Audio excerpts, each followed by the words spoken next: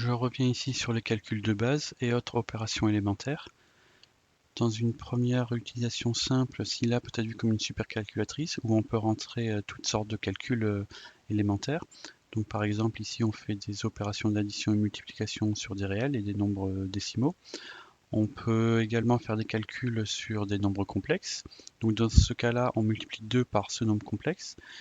La partie imaginaire est définie à l'aide du nombre complexe i, que l'on spécifie ici par le caractère i précédé du caractère %, pour spécifier que c'est un caractère spécial, et pour ne pas le mélanger avec le nom d'une variable par exemple. Donc ce qui nous permet ici d'avoir un nombre complexe en résultat de l'opération avec la partie imaginaire et la partie réelle. Donc i est le nombre complexe et on peut observer ici que lorsqu'on le met au carré, on obtient -1.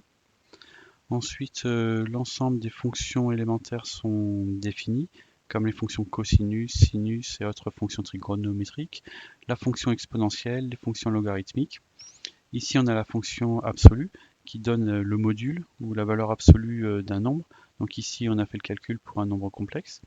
Donc je rappelle que si je définis un nombre complexe, z égale a plus i b, donc a c'est la partie réelle, b la partie imaginaire, eh bien le module de z est donné par racine de a carré plus b carré. Donc dans ce cas-là, pour cet exemple, on a le module de z qui est égal à racine de 1 au carré plus 1 au carré, ce qui fait donc racine de 2, ce qui correspond bien à ce résultat. Donc c'est ce que je vous disais précédemment, toutes les opérations élémentaires sont définies. Le chapeau pour la puissance. Ensuite, les fonctions élémentaires qu'on a l'habitude d'utiliser sont également définies. Donc on a ici une liste non exhaustive avec les fonctions trigonométriques, des fonctions exponentielles et logarithmiques, plus d'autres fonctions comme par exemple real qui permet de donner la valeur, la partie réelle, imag qui donne la partie imaginaire, conj qui donne le conjugué du nombre complexe. Ensuite on a d'autres fonctions plus spécifiques, round qui donne l'arrondi, floor qui donne l'entier par-dessus, par-dessous, puisque floor ça veut dire sol, sail qui veut dire plafond, donc ça donne l'entier par-dessus, etc. Donc il y a tout un tas de fonctions qui sont prédéfinies et qu'on va pouvoir utiliser directement sans avoir à les programmer. En plus des opérations classiques, des opérations mathématiques, arithmétiques, on a les opérations booléennes qui permettent de définir des opérations à partir d'un état logique qui peut être vrai ou faux. Donc déjà, un état logique vrai est défini par ce caractère spécial, %t, et un état logique faux est défini par %f. Il est également défini par la valeur 0 et l'état vrai par une valeur différente de 0. Ensuite, avec ces deux états, on peut faire des opérations booléennes qui sont le et logique, le ou, le non, l'égalité, le différent et les relations d'ordre, donc inférieur, supérieur.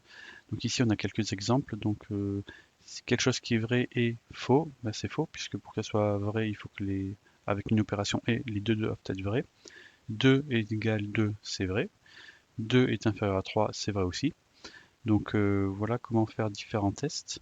Alors ce qui est important de noter, c'est qu'il ne faut pas confondre le égal ici de l'opération booléenne du égal simple, donc c'est-à-dire le égal comme ceci. Si j'ai par exemple A égale B, c'est pas la même chose que A égale B. Ici on a une opération d'affectation, c'est-à-dire qu'on va affecter à la valeur de A, on va affecter à A la valeur de B, alors qu'ici on veut tester si A égale B. Donc c'est deux principes différents. Donc si on fait un test avec Scilab, donc par exemple, si je mets 1 égale 3, donc ça c'est faux, 1 n'est pas égal à 3. Et donc si je fais A égale 1, je affecte la valeur A, la valeur 1 à A, donc A est égal à 1 maintenant. Donc si je fais A égale 2, ça va être faux. Et si je fais A égale à 1, par contre c'est vrai. Donc il faut vraiment faire la distinction entre l'affectation et le test logique. Concernant les variables, je vous en ai déjà parlé un petit peu et je vous ai montré quelques exemples. On définit une variable à l'aide de l'opérateur d'affectation, égal.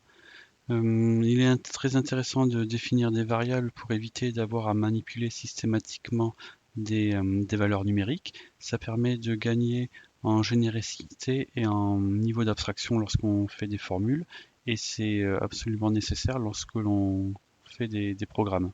Donc, lorsqu'on utilise cet opérateur, on va affecter à la variable qui est définie donc dans le membre de gauche, on va affecter la valeur de droite. Il n'est pas nécessaire de déclarer au préalable le type de la variable, ni la taille prise en mémoire. Tout cela est géré automatiquement par le logiciel. Un nom de variable peut être composé de lettres, minuscules ou majuscules. S'il a fait la distinction au niveau de la casse, ça peut être défini à l'aide de chiffres et de caractères spéciaux, comme ceci.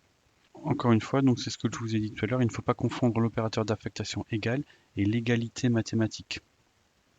Donc je me répète un petit peu, mais lorsque j'écris A égale 2,5 pour cet exemple, je ne suis pas en train de tester si A est égal à 2,5, je suis en train d'affecter la valeur 2,5 à A. Donc en fait, dans tout heureux, on pourrait écrire l'opérateur d'affectation comme ceci. C'est-à-dire qu'on affecte la valeur 2,5 à A.